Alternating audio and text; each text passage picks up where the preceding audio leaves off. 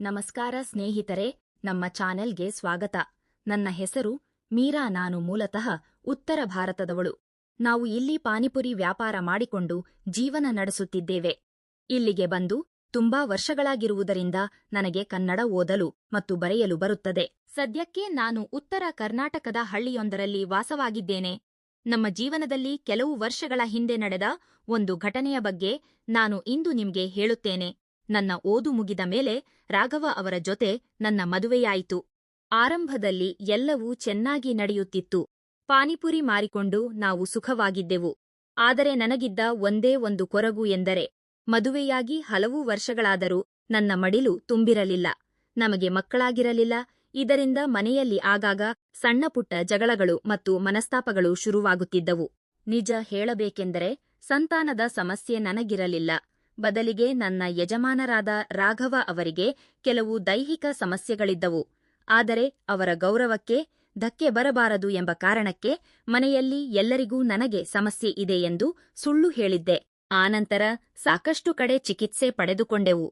ಬರೀ ಹಣ ಖರ್ಚಾಯಿತು ಹೊರತು ಯಾವ ಪ್ರಯೋಜನವೂ ಆಗಲಿಲ್ಲ. ಆಸ್ಪತ್ರೆಗಳು, ವೈದ್ಯರು, ಆಯುರ್ವೇದಿಕ್ ಔಷಧಿ ಎಂದು ಅಲೆದಾಡಿ ನನಗೂ ಸಾಕಾಗಿ ಹೋಗಿತ್ತು. ಹೀಗಿರುವಾಗ ಒಂದು ದಿನ ನಾನು ನನ್ನ ಗೆಳತಿ ಸವಿತಾ ಜೊತೆ ಮಾತನಾಡುತ್ತಿದ್ದೆ. ಸವಿತಾ ನನ್ನ ಹತ್ತಿರ ಬಂದು, ಈಗಲೇ ಅವಸರ ಮಾಡಬೇಡ, ನನಗೊಬ್ಬ ಆಯುರ್ವೇದ ವೈದ್ಯರ ಪರಿಚಯವಿದೆ. ನೀನು ಒಮ್ಮೆ ಅವರನ್ನು ಭೇಟಿ ಮಾಡು, ನಿನ್ನ ಸಮಸ್ಯೆ ಬಗೆಹರಿಯಬಹುದು. ಕೊನೆಯ ಪ್ರಯತ್ನವಾಗಿ ಅವರ ಸಲಹೆ ಪಡೆದು ನೋಡು ಎಂದು ಹೇಳಿದಳು. ನಾನು ಸರಿಯೆಂದು ಒಪ್ಪಿಕೊಂಡೆ. ರಾಧಾ ಹೇಳಿದ ಮಾತನ್ನು ನಾನು ನನ್ನ ಯಜಮಾನರಿಗೆ ತಿಳಿಸಿದೆ. ಅದಕ್ಕೆ ಅವರು, ಇಷ್ಟು ವರ್ಷಗಳಾದರೂ ಆಗದು, ಈಗ ಆಗುತ್ತದೆಯೇ? ಈ ಚಿಕಿತ್ಸೆಗಳೆಲ್ಲ ಸುಳ್ಳು, ಸುಮ್ಮನೆ ಹಣ ಖರ್ಚು ಮಾಡುತ್ತಾರೆ ಎಂದರು. ಈ ವಿಷಯದಲ್ಲಿ ನಮ್ಮಿಬ್ಬರ ನಡುವೆ ಸ್ವಲ್ಪ ಜಗಳವೂ ನಡೆಯಿತು. ಆದರೆ 2 ದಿನಗಳ ನಂತರ ಅವರು ನನ್ನನ್ನು ಆ ಆಯುರ್ವೇದ ವೈದ್ಯರ ಹತ್ತಿರ ಕರೆದುಕೊಂಡು ಹೋಗಲು ಒಪ್ಪಿಕೊಂಡರು. ಮಾರನೆಯ ದಿನ ನಾವು ಹತ್ತಿರದ ಒಂದು ಊರಿಗೆ ಹೋದೆವು. ಅಲ್ಲಿ ಯಾವುದೇ ಆಸ್ಪತ್ರೆಯ ಬೋರ್ಡ್ ಇರಲಿಲ್ಲ. ಅಲ್ಲಿ ನನ್ನಂತೆ 5-6 ಜನ ಮಾತ್ರ ಕಾಯುತ್ತಿದ್ದರು. ಸುಮಾರು ಹೊತ್ತಿನ ನಂತರ ನನ್ನ ಸರದಿ ಬಂತು. ನಾನು ನಮ್ಮ ಪರಿಚಯ ಮಾಡಿಕೊಂಡು ವೈದ್ಯರಿಗೆ ನನ್ನ ಸಮಸ್ಯೆಯನ್ನು ವಿವರಿಸಿದೆ. ಅವರು, ಹೆದರಬೇಡಿ, ಇದೆಲ್ಲವನ್ನೂ ಸರಿಪಡಿಸಬಹುದು. ಆದರೆ ನೀವು ಚಿಕಿತ್ಸೆಯನ್ನು ಅರ್ಧಕ್ಕೆ ಬಿಡಬಾರದು. 2 ದಿನ ಬಿಟ್ಟು ಬನ್ನಿ, ಅಂದು ಎಲ್ಲ ಪರೀಕ್ಷೆ ಮಾಡೋಣ ಎಂದರು. ಅವರು ಕೆಲವು ಬೇರುಗಳನ್ನು ನಮಗೆ ಔಷಧಿ ರೂಪದಲ್ಲಿ ಕೊಟ್ಟು ಕಳುಹಿಸಿದರು. ಮನೆಗೆ ವಾಪಸ್ ಬರುವಾಗ ನನ್ನ ಯಜಮಾನರು ಸಿಟ್ಟಿನಿಂದ ಬೈಯುತ್ತಿದ್ದರು. ಇಲ್ಲಿಯವರೆಗೆ ಬಂದಿದ್ದೇ ತಪ್ಪು, ಹಣವೆಲ್ಲ ವ್ಯರ್ಥ ಎಂದರು. ನಾನು ಅವರಿಗೆ ಪ್ರತಿಕ್ರಿಯಿಸದೆ ಸುಮ್ಮನಿದ್ದೆ. ಮನೆಗೆ ಬಂದ ಮೇಲೆ ಮತ್ತೆ ಸಮಾಧಾನವಾಗಿ ಮಾತನಾಡಿದಾಗ 2 ದಿನ ಬಿಟ್ಟು ಹೋಗೋಣ ಎಂಬ ತೀರ್ಮಾನವಾಯಿತು. ಮತ್ತೆ ನಾವು 2 ದಿನ ಬಿಟ್ಟು ಅಲ್ಲಿಗೆ ಹೋದಾಗ ಅಲ್ಲಿ ಬಹಳ ಜನವಿದ್ದರು. ಹೀಗಾಗಿ ಸಂಜೆ 6 ಗಂಟೆಯ ಸುಮಾರಿಗೆ ನಮ್ಮ ಸರದಿ ಬಹಳ ಲೇಟಾಗಿ ಬಂತು. ಆಗ ಅಲ್ಲಿ ಜನ ಕಡಿಮೆ ಇದ್ದರು. ವೈದ್ಯರು ನಮ್ಮಿಬ್ಬರನ್ನು ಒಳಗೆ ಕರೆದು ಮಾತನಾಡಿದರು.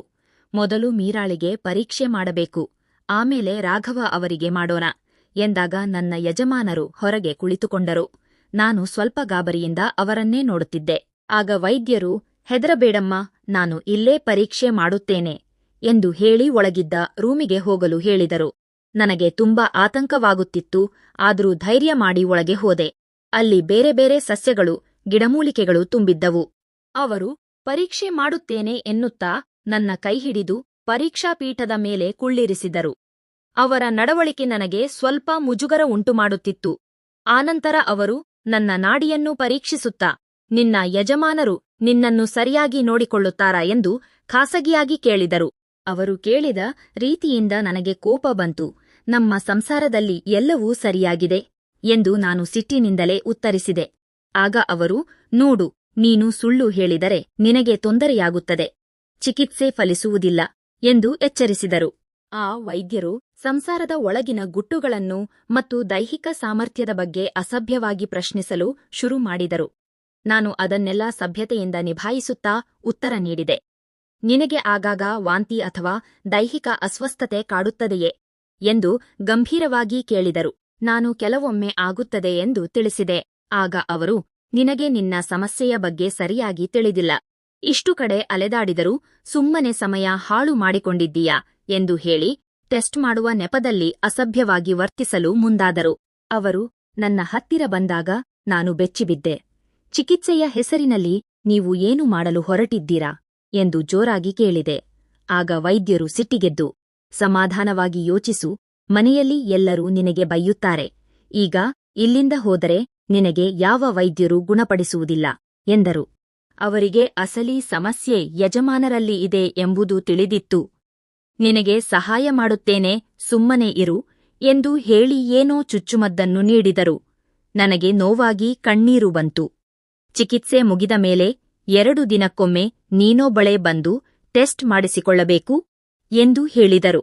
ನನ್ನ ಯಜಮಾನರನ್ನು ಕರೆದು, ಇನ್ನು ಮುಂದೆ ನೀವು ಬರುವುದು ಬೇಡ, ಅವಳೊಬ್ಬಳೇ ಬಂದರೆ ಸಾಕು ಎಂದು ಹೇಳಿದರು. 6 ತಿಂಗಳ ನಂತರ ನಮಗೆ ಸಂತೋಷದ ಸುದ್ದಿ ಸಿಕ್ಕಿತು. ಆದರೆ ಅದೇ ಸಮಯದಲ್ಲಿ ಆ ವೈದ್ಯ ಕೇವಲ ವೇಷ ಮರೆಸಿಕೊಂಡ ಕಳ್ಳ ಎಂಬ ಸತ್ಯ ಬಯಲಾಯಿತು. ನನಗೆ ಏನು ಮಾಡಬೇಕೆಂದು ದಿಕ್ಕೂ ತೋಚದಂತಾಯಿತು. ಚಿಕಿತ್ಸೆಯ ಹೆಸರಿನಲ್ಲಿ ಅಸಭ್ಯವಾಗಿ ವರ್ತಿಸುವ ಅಂತಹ ವ್ಯಕ್ತಿಗಳ ಬಳಿ ಹೋಗಿ ಮೋಸ ಹೋದದ್ದು ನನ್ನ ಮನಸ್ಸನ್ನು ಕಾಡುತ್ತಿತ್ತು. ತಪ್ಪು ದಾರಿಯಲ್ಲಿ ಪರಿಹಾರ ಹುಡುಕಿದ್ದು ನನಗೆ ನಾನೇ ಮಾಡಿಕೊಂಡ ದ್ರೋಹ ಎನಿಸಿತು. ಕೊನೆಗೆ ಆ ಅರಿವು ಬಂದ ಮೇಲೆ ನಾನು ಅಂತಹ ದಾರಿಗಳನ್ನು ಬಿಟ್ಟುಬಿಟ್ಟೆ. ಕಾಲಕ್ರಮೇಣ 2 ವರ್ಷಗಳ ಬಳಿಕ ದೇವರು ನಮಗೆ ನಿಜವಾದ ಆಶೀರ್ವಾದ ಮಾಡಿದನು. ಈಗ ನಮ್ಮ ಕುಟುಂಬ ಸುಖವಾಗಿದೆ. ಈ ಕಥೆಯ ಉದ್ದೇಶ ಏನೆಂದರೆ, ಯಾರೂ ಇಂತಹ ವೇಷಧಾರಿ ವೈದ್ಯರ ಬಳಿ ಹೋಗಬಾರದು. ಯಾವುದೇ ಸಮಸ್ಯೆ ಇದ್ದರೂ ಸರಿಯಾದ ಆಸ್ಪತ್ರೆ ಮತ್ತು ನುರಿತ ವೈದ್ಯರ ಬಳಿ ಚಿಕಿತ್ಸೆ ಪಡೆಯಬೇಕು. ಚಿಕಿತ್ಸೆಯ ನೆಪದಲ್ಲಿ ತಮಗೆ ತಾವೇ ಮೋಸ ಮಾಡಿಕೊಳ್ಳಬಾರದು. ಎಲ್ಲರೂ ಎಚ್ಚರಿಕೆಯಿಂದ ಇರಬೇಕು ಎನ್ನುವುದೇ ನನ್ನ ಅಭಿಪ್ರಾಯ. ಇಲ್ಲಿಗೆ ಈ ಕಥೆ ಮುಕ್ತಾಯವಾಗುತ್ತದೆ. ಸ್ನೇಹಿತರೆ, ನಿಮಗೆ ಈ ಕಥೆ ಇಷ್ಟವಾಗಿದ್ದರೆ ದಯವಿಟ್ಟು ಲೈಕ್ ಮಾಡಿ. ಇಂತಹ ಮತ್ತಷ್ಟು ನೈಜ ಘಟನೆಗಳ ಆಧಾರಿತ ಕಥೆಗಳಿಗಾಗಿ ನಮ್ಮ ಚಾನೆಲ್ ಅನ್ನು ಸಬ್ಸ್ಕ್ರೈಬ್ ಮಾಡಿಕೊಳ್ಳಿ. ಮತ್ತೆ ಸಿಗೋಣ. ಧನ್ಯವಾದಗಳು.